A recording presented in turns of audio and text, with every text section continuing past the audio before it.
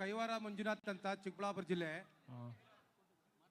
ಸ್ವಲ್ಪ ಇರಪ್ಪ ದಯವಿಟ್ಟು ಹೇಳಿ ಹೇಳಿ ಹೇಳಿ ಕೇಳಿ ಹೇಳಿ ಸರ್. ಈಗ ನಾವು ಮೊನ್ನೆ ಸೆನ್ಸಸ್ ಬರೆಯುವಾಗ ವಾರಕ್ಕೊಂದ್ಸರಿ ನಾವು ಪ್ರೆಸ್ ಮೀಟ್ ಕರೆದು ಅವೇರ್ನೆಸ್ ಮೂಡಿಸಿದ್ವಿ.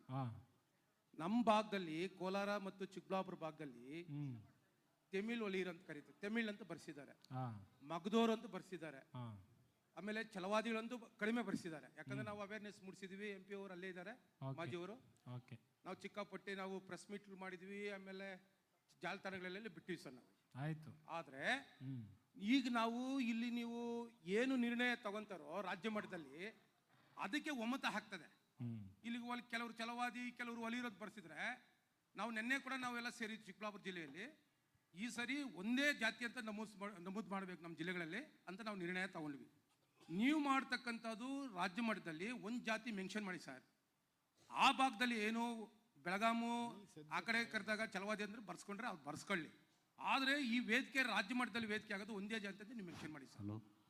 ಆಗ್ಬೋದು. ಇದು ಆದಾಗ್ರಿಂದ ಅದು ಎಲ್ಲರ ಕಡೆ ಅವೇರ್ನೆಸ್ ಆಗುತ್ತೆ. ರಾಜ್ಯ ಮಟ್ಟದಲ್ಲಿ ಒಂದು ತೀರ್ಮಾನ ಆಗಿದೆ ವಲಯ ಅಂತ. ಮಂಜುನಾಥ್, ಇದಕ್ಕೆ ಸಮಯ ಬೇಕು, ಸದ್ಯಕ್ಕಾಗಲ್ಲ.